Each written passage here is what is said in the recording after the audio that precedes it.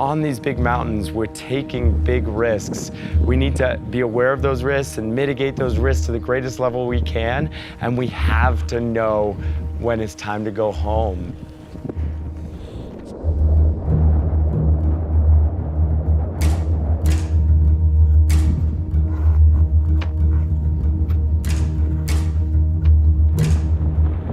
I know if I disappear on a mountain, I'm just gone. It's those people at home, it's my family, that it's gonna affect their lives for years and years to come. And while that might happen inevitably because of something I didn't plan, and I accept that risk, I just never want it to be because I knew it and I pushed on anyway.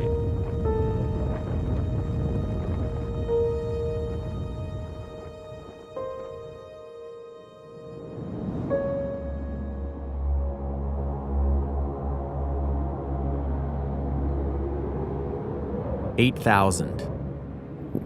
For most people, a perfectly innocent, somewhat meaningless number, but for mountain climbers, it can be the number that defines their lives forever. There are only 14 mountain peaks on Earth that stand taller than 8,000 meters. All of them lie in the Himalayan and Karakoram ranges in Central Asia. They're the only mountains on the planet that tower into an area called the death zone, where the amount of oxygen in the atmosphere is insufficient to sustain human life. Yet, despite the danger and objective hazards of the world's tallest mountains, every year teams of alpinists come from around the world to try to reach these summits. It is a calling for some, almost a religion for others. The chance to truly test one's own limits and do what so few have done before.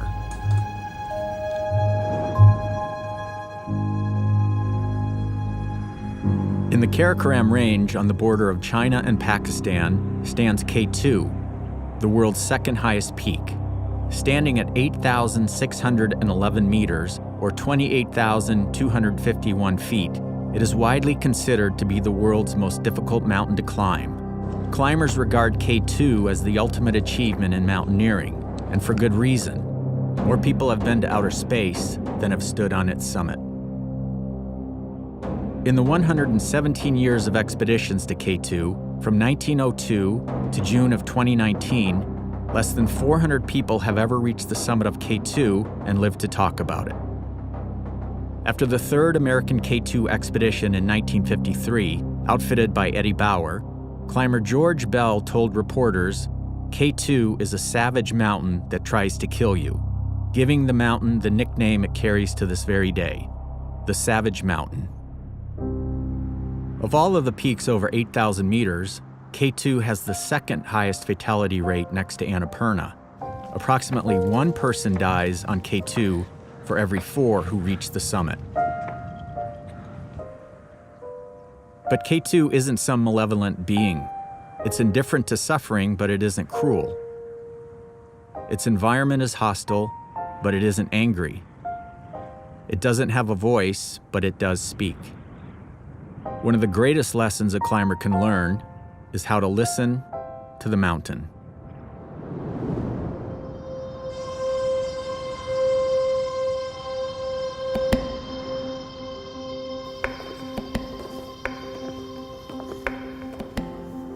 Professional mountain guide Adrian Ballinger has spent the majority of his adult life climbing and guiding in the high Himalaya. As the founder and CEO of Alpenglow Expeditions, Adrian has spent his career helping others live their adventure on the big mountains of the world. Second. About to go up. Almost all of my climbing on 8,000-meter peaks was with supplemental oxygen, bottled oxygen. Finally, in 2016, I really wanted to test myself to my true limits in the biggest mountains, and that's why I tried Everest without supplemental oxygen. I failed and almost got myself killed only a couple of hours from the summit after a 2-month expedition, battling cold and energy levels up high. Even though I was very disappointed in that experience, it was exactly what I had come for, and it led to me putting the entire next year, putting guiding on hold, my company on hold. I went back in 2017 with my same Eddie Bauer team and summited without oxygen. It was the hardest thing I've ever done. Getting to the summit I knew I could do. Getting down was really actually pretty scary for me. It was pretty hard, and I needed all of my teammates to keep me awake, to keep me moving. I kind of found that limit, that line. If Everest had been 50 feet higher, I truly don't know if I could have gotten on top of it. And so it's taken 2 years since that experience to kind of build that feeling back up, to be willing to work that hard again. I've trained for a full year, been really focused on my diet and my physical training to come in as strong as I possibly can for this mountain that I know has increased risk, and that the one thing that makes you safest here is speed. You have to be fast. Although it is only 237 meters lower than Everest, K2 is much more difficult to climb. The terrain is steep, requiring advanced mountaineering skills in both rock and ice climbing. The exposure is extreme in places where even the smallest mistake could prove fatal. Bad weather is common, and the risk of avalanche and rockfall is high. And on top of that, the high altitude and lack of oxygen make it hard to breathe. Professional climbers find that kind of challenge intoxicating. It's the kind of fuel that stokes their fire. A test to be taken by those who believe they have what it takes to reach the summit. There's a lot more risk attached to K2 than, let's say, Mount Everest. And so I never wanted to go without the right people. And Carla Perez and Topo Esteban Mena and Palden Namgay and Pemba, these are people I just trust implicitly and have spent so much time in the mountains with, that when they finally invited me, really this was Carla and Topo's trip originally, and they invited me on the trip, and it was like, just all of a sudden it was like, it's absolutely the right time. As a certified Ecuadorian mountain guide, Carla Perez has guided on big mountains all over the world.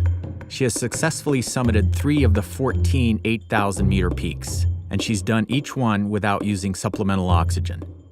Manaslu in 2012, Cho-Oyu in 2014, and Everest in 2016. Now I have been climbing for 20 years. I think in these trips, most of the time you are really close to death, and you really face the death. So you want to enjoy more your life, enjoy more the people, and all these small details and things in life that sometimes we didn't think about. But then when we are there and we are scared and we are really close to death, we feel that these small things are the real important things. It's actually Carla and I are trying without oxygen, and then we have 3 team members who are supporting us up high. That's Topo, Palden, and Pemba. They'll actually all be using supplemental oxygen, which helps them make clearer decisions and gives them more power and strength, while we know we're struggling for our lives up there. And I'm at a point in my career where I want to have help making those impossible decisions up high when things go wrong. Previously, the greatest number of climbers to attempt K2 in a single season was 80. But in 2019, Pakistan issued more permits than ever before. No less than 200 climbers would be attempting to reach the summit of K2, and for many, it would be their first time climbing on a peak above 8,000 meters. This year, we have more people trying to climb K2. I'm not sure how many they want to try without oxygen or how many they want to try with oxygen, but for sure in this mountain that is more technical, we will have more neck bottles, traffic jams, and that is a dangerous thing. That intimidates me. On this mountain, you need to be independent, you need to be fast, you need to know everything instinctually when the shit hits the fan, which it inevitably does on this mountain every year. And I don't believe you can have the level of experience necessary to do that without at least 3 8,000-meter peaks before coming here. And that's what I'm getting on my soapbox. That's what I'm getting fired up about. It's not that people shouldn't be here and that we can't have more people in the mountains playing. It's that you need the experience to stay alive.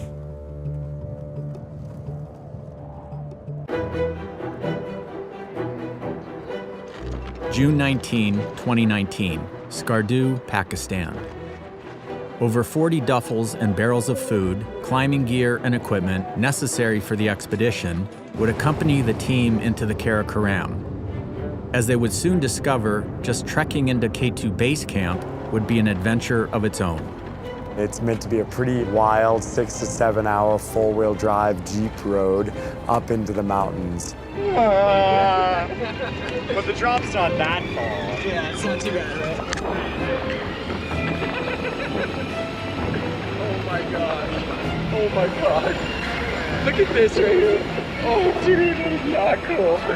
Once we get to Ascole, we'll meet all of our porters and local staff, organize all of our loads, and then begin a 7-day walk to base camp. We're joining with a few other teams to get to base camp, and we'll probably have a few hundred local porters with us. So it's gonna be like a village or a city traveling together up the valley. And what everyone says, the walk is long. I think it's about 90 kilometers. You're doing big distances each day, starting quite low, so it's gonna be hot, and then quickly getting onto the glaciers. So you're actually trekking along the side of the glaciers all the way up into the mountains and finally to K2 base camp, which sits at the end of the valley.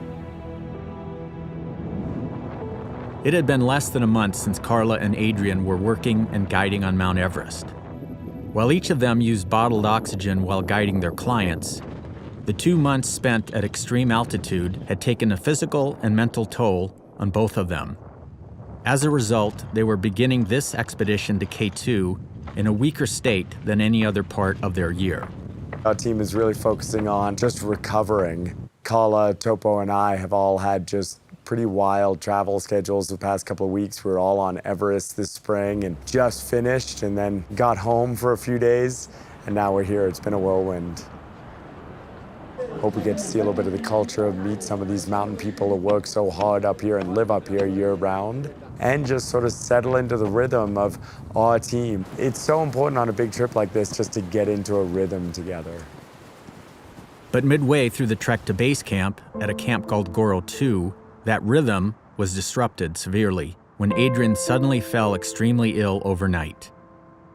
It would be the first of many setbacks and red flags that the team would face over the next month on the mountain. Well, that sucked. I went from being on cloud 9 on this trek to last night getting as sick as I think I've been since I was 22 backpacking through India. You don't want the gory details. Maybe you do. Both ends. Real rough. Non-stop, and then got so cold that I couldn't stop shivering. Even though we're only at 14,000 feet, Topo, Kala, Pemba, and Paladin ended up totally taking care of me.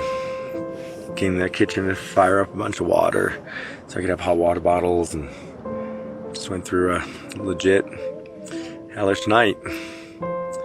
But I think I'm turning the corner. I haven't puked in 2 hours, which is a record since 11 p.m. last night. So we're staying. We're not moving up to Broad Peak Base Camp today with the rest of the group, which I was so excited to do, to see friends there, but we're skipping it. I think we're going to spend 2 more nights here in Goro 2, and I hope that'll get me, back on track. So not only can I move and walk, but that I can walk to K2 Base Camp and be not completely shattered. As commercial climbing teams pressed on with the porters toward K2 base camp, Adrian's team stayed behind at Goro 2 and waited for him to get his strength back. As they waited, intimidating reports began to trickle in about what lay ahead. We've been hearing nothing but negatives. The most snow in 30 years on the mountain and in the Karakoram. Still heavy snowing now, loads of snow at base camp. Then we've heard about this big avalanche that already wiped out one team's camp and already sent a K2 team home. And we've heard about missing climbers on another mountain just 2 days away from us that we assume were by avalanche.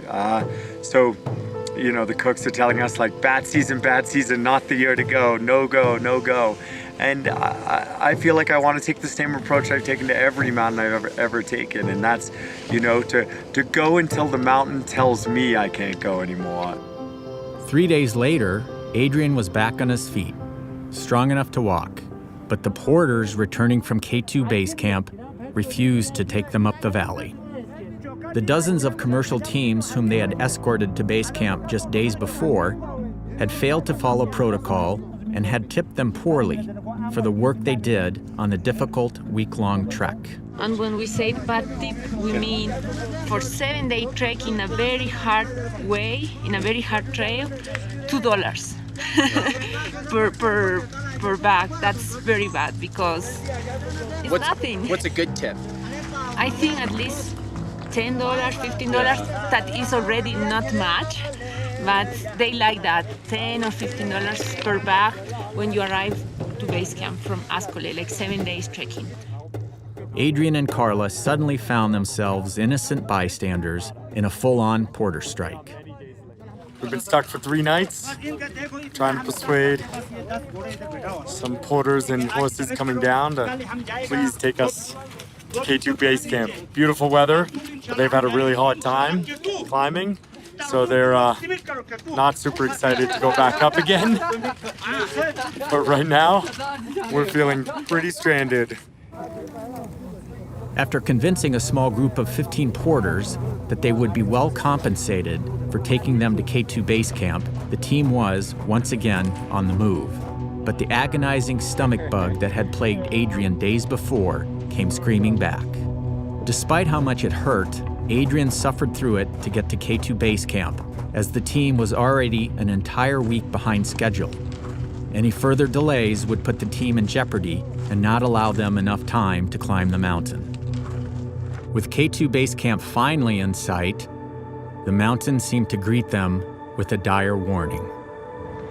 Walking into base camp on K2, and of course the first thing we see, huge avalanche cloud covering the route from base camp to the base of the Abruzzi. Shit. However, so close to his lifelong dream of climbing K2, Adrian could only see positives upon their arrival. Well, here we are. Trek took 50% longer than we kind of planned on due to sickness and then porters leaving us, but take a look.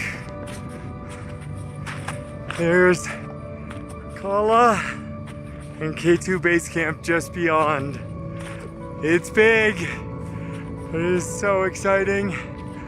Right below the mountain, coming out of the clouds now. The Abruzzi Ridge kind of furthest skyline. So stoked to be here. With the porters well compensated and the team's tents finally set up at base camp, the time had come to start climbing. Adrian made the decision to forego rest and join the team on a scouting mission. Although he had lost 10 pounds since his illness, he wouldn't let it prevent him from getting his first real look at the base of K2. Well, it hurts, but I'm still following Carla.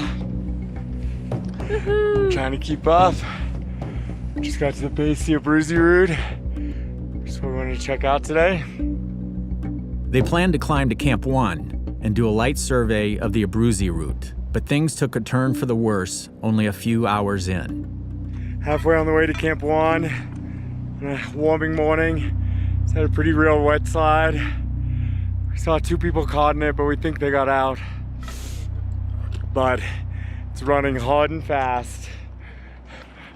Nice first day up there, reminding us this mountain is not going to be easy, even when the weather seems perfect. So, back to base camp, tail slightly between our legs. Well, it's July 4th. We're at K2 base camp, 5,000 meters, 16.5. We had a good little adventure yesterday, got a little bit of a feel of the Abruzzi route and some of the hazards of the mountain. Today, a little bit cloudy. I am on my 3rd antibiotic course, but this one seems to maybe be working. I woke up without the gnarly burps and other symptoms you don't need to hear about. So that's good news. The bad news, Carla went downhill. I think she got a little sick. She's recovering now, she's smiling. But we really need to be healthy to be able to move fast on K2, so we might be holding off another day or two until we move. Boys, Topo, Baldwin, and Pemba might go for an adventure tomorrow.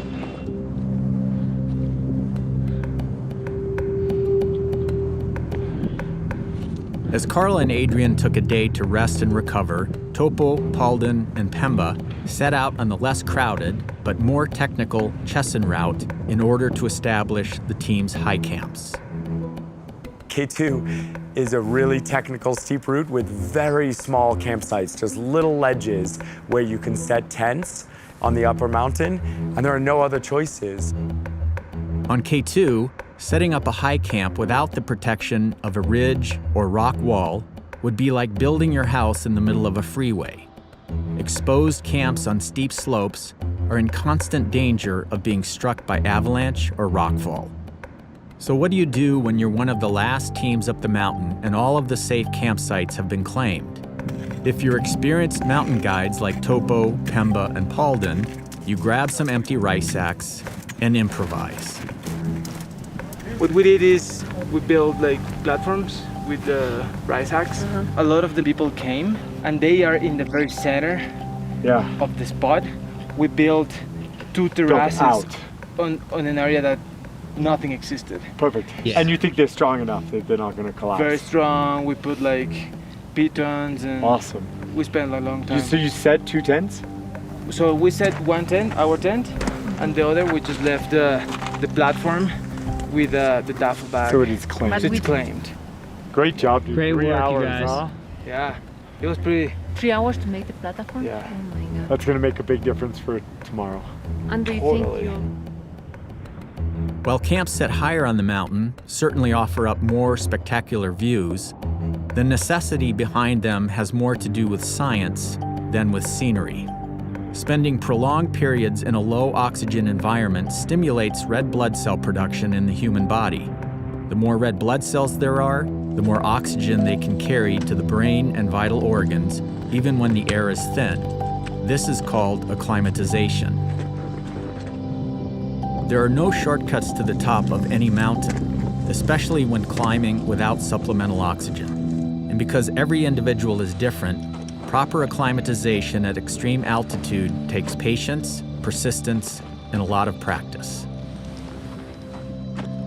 Carla and I have both climbed Everest without supplemental oxygen, and it took both of us 2 tries to do that before being successful. And so I think we both had a real idea of what we wanted for our bodies to acclimatize, and we really didn't want to short circuit that system or like skip any steps. We wanted a minimum of 2 big rotations on the mountain before summit push, and we both wanted to get as high as we could, spend a bunch of nights up high, and ideally sleep at Camp 4 at 7,800 meters before our summit push. Well, day 6 of our acclimatization rotation at 23,000 feet. We are packing up. Still nighttime because we got a little scared. Bunch of snow last night, we think. Really warm temps. So we're gonna get off the slope, get off the mountain before the sun hits it at 7.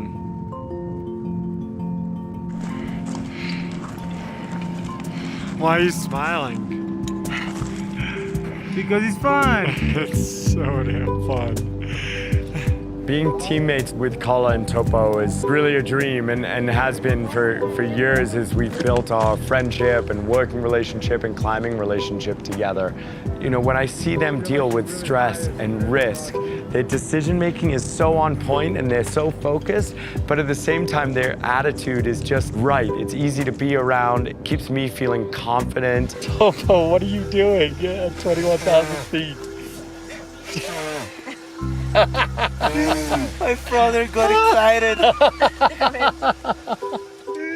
That mindset in the big mountains, especially without oxygen, where inevitably we're all gonna feel like the worst we've ever felt in our lives, having that kind of like stoke and passion and belief that we can still succeed is it's so important, it's immeasurable. We're hanging out in the tent. We might have carbon monoxide poisoning because Carla says we might have died last night. But our souls are still very happy and they went climbing today to Camp 3. And our souls are enjoying the view.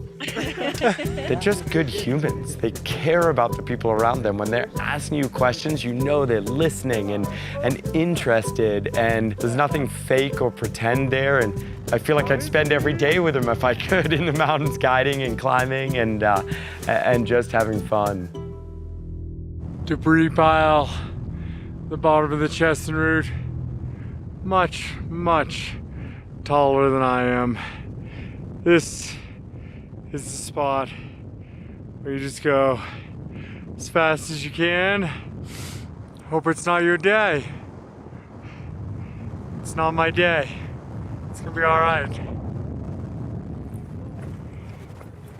It's 4:30 a.m. on July 14th, the start of the team's second acclimatization rotation, where Carla, Adrian, and Topo will spend the next 4 days living at the highest camps on the mountain, enduring 2 nights at Camp 3 at 7,200 meters, then climbing to 7,800 meters to suffer through a hard and painful night acclimatizing at Camp 4.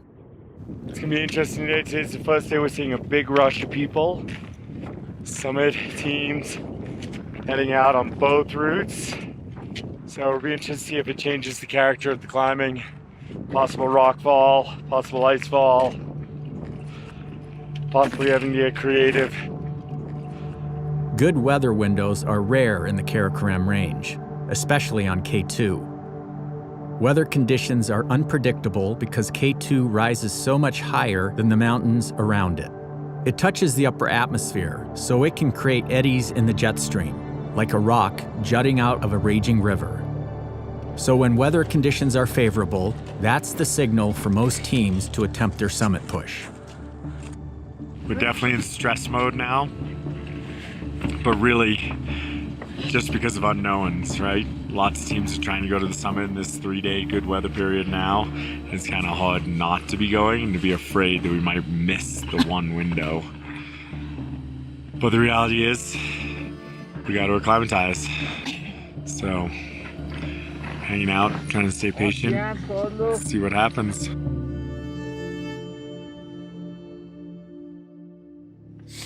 Getting ready to move early today in our down suits for the first time.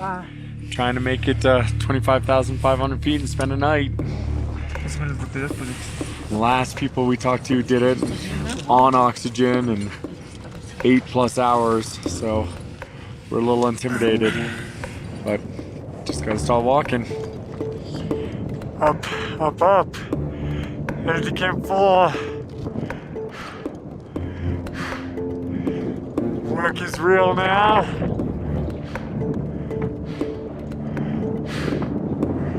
Everybody asks. No, these are not oxygen masks, but we have found them pretty key to climbing without oxygen.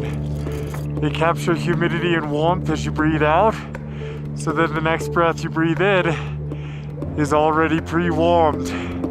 Makes a huge difference to not getting as bad a cough up here when you might be breathing 40 or more times a minute. Plus, they look pretty cool, right? On the way to Camp 4, the team got an up-close and personal look at one of the deadliest features on the mountain. Finally getting a look at the beast. The bottleneck Serac. This is the huge ice cliff up and left of Topo and Kala. And unfortunately the route goes right under it.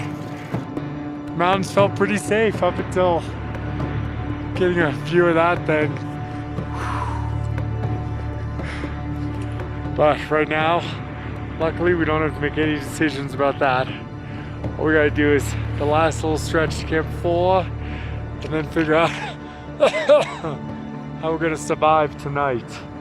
And not freeze, and not die of high altitude sickness. We made it! We did it, Kala! Camp 4! Whee! Yeah! As the team hunkered down for the night at Camp 4, dozens of commercial teams from all over the world began their bids for the summit. Although the weather conditions were still ideal, every team encountered the same insurmountable obstacles on their summit push. Well, I pretty much knew last night would be the hardest night of the season, and at least for me, and it lived up to its reputation. Sleeping at 25,500 feet. We'd only slept at 22,500 before this because of where the safe campsites are. It sucked. Super cold. Got a headache. Couldn't sleep. And in the meantime, all the climbers who tried to go to the summit last night, from what we can tell, all failed. There were lots of reports of 2-meter deep unconsolidated snow. There were 3 or 4 reports of different avalanches taking different Sherpa and team members out.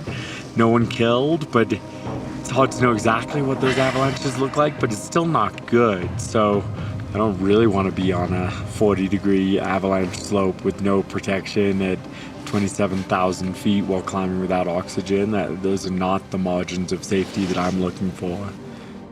This kind of conditions doesn't change from one day to another. Yeah. Even in a week, because it's super high and it's a lot of snow, and the weather will be the same for 1 week. So probably in our summit push we will find the same conditions. But yeah, we are here to enjoy, to learn, and Are you enjoying right now? yeah, and to celebrate the 100th anniversary of Eddie Bauer and the 10th anniversary Oh, of you're Versus. so good. So yeah, we will try to celebrate in the best way, but in the safe way. Yeah, and yeah, I'm super happy and grateful to be here with Adrian Bollinger and Topo Mena, the best teammates. We're definitely the only team on the mountain that acclimatized by sleeping at Camp 4. And I'm so confident it's the right thing, but man, it hurts. Having survived the brutal conditions of Camp 4, Adrian, Carla, and Topo returned to a base camp in chaos. Failing even to break trail en route to the summit, most of the remaining commercial teams felt that success was no longer possible. Over the next 2 days, the majority of them would pack up and go home. K2 Base Camp, with over 150 tents spread out over a half-kilometer of rock-covered glacier, went from this to this. With their confidence shattered and the obstacle in front of them seemingly too big to overcome, the team had a decision to make. They could pack up and leave with the rest of the climbers, or they could stay and hope for a miracle. I sort of came into the season knowing that it was going to be hard and dangerous, and having heard countless stories about the Karakoram, and having lost friends here that I know were super experienced and super talented climbers on K2 and other mountains. And so all along I've kind of told myself that failure is okay, and that we all fail, and that we just keep taking these small steps towards success, and that hopefully it comes, and even when it doesn't, the experiences are really, really powerful. Their plan was to rest and recover for an entire week so that they would be as strong as possible for their summit attempt. But after only 1 day of rest, on the 20th of July, the team received another piece of disheartening news.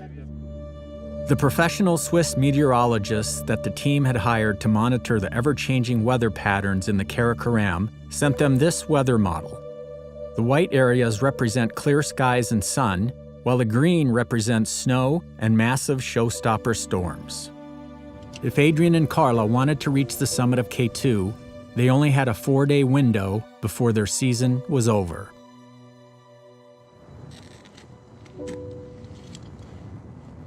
On July 21st, Carla and Topo made their way to Camp 2, while Adrian stayed behind for 1 more day of rest, rehydration, and hot meals. At 3 a.m. on July 22nd, he, Paulden, and Pemba made their way out of base camp and covered 6,500 vertical feet, where he would meet up with Carla and Topo at Camp 3. During this ascent at 5:30 a.m., Adrian got a glimpse of a very troubling sight high on the mountain.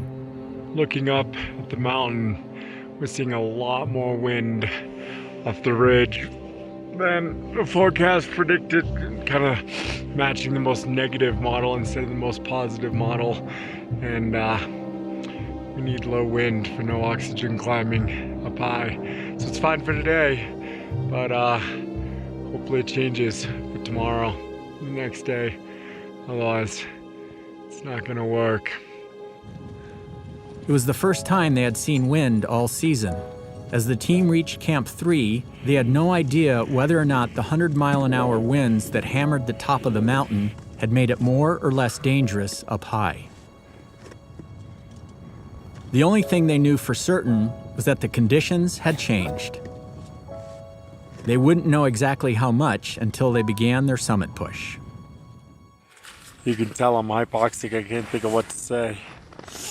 But pretty perfect night still, hopefully. We got 1 hour until we start walking. And just hoping that slope up there is friendly because the weather's good and we've worked hard for this. And now we want a shot. So here we go, 11:30 at night. Alden's ready. Beva's ready. Carla's also ready. Topo's closing up the tent. Time to go try hard.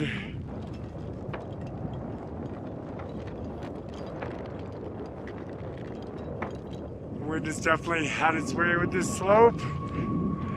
Basically, hanging out on a hard slab.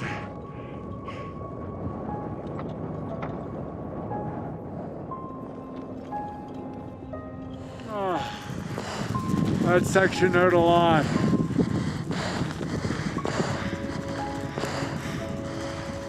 It's steep. I was afraid of avalanches.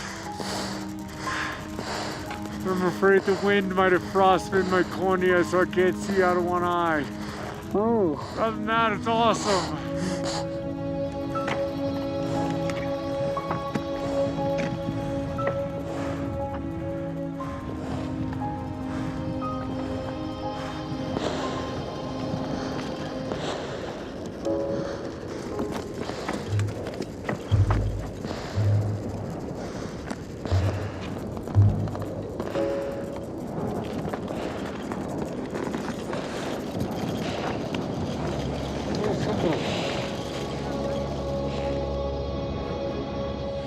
We're now above 8,300 meters, 27,000 feet.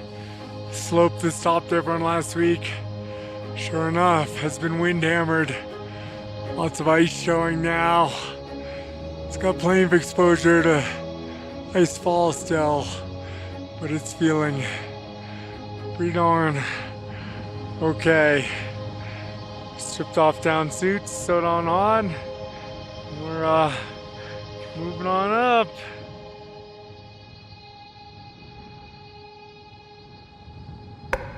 Paulden and I just topped out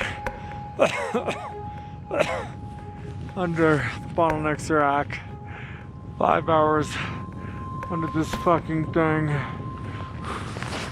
No me gusta. Oh, fuck. Definitely had to suspend belief for a few hours. It's Topo coming up. Alden's just around the corner.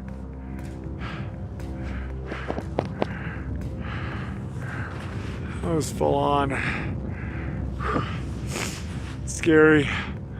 Hard. I'm gonna try to get around to a safe spot around the corner and reassess. I think I'm 6 hours in so far, and it hurts.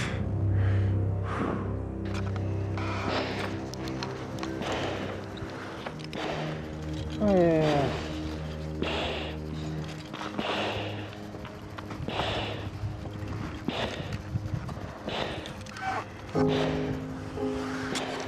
We just finished the last steep slope on K2. We still have a long way to go. I'm totally emotional. Just can't believe it. We're at over 8,400 meters. Perfect day. Only 7 of us up here. It's feeling awful good. Still a lot of work to go. A couple hours to the summit. And we gotta get down safe. But it's a special moment right now.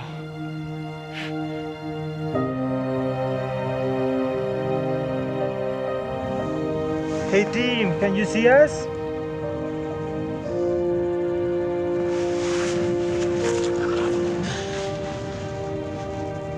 We got to the end of the road, which means that we should be 30 meters away from the summit.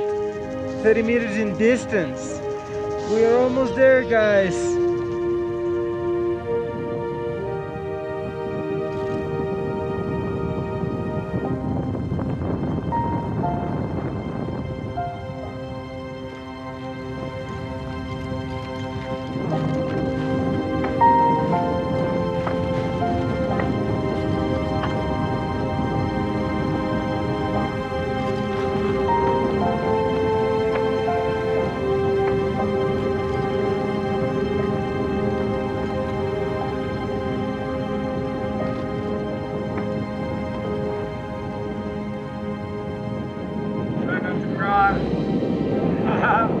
I can't believe it. We're at the summit of the second tallest mountain in the world. 8,611 meters, K2. Unbelievable that everything worked out with all the setbacks. My sickness, and then Paula's stomach sickness, and then a really dangerous avalanche slope, and all the huge seracs, and 95% of people went home. And now we're on top, alone on this perfect summer day. And I'm just so honored. Thank you, Eddie Bauer.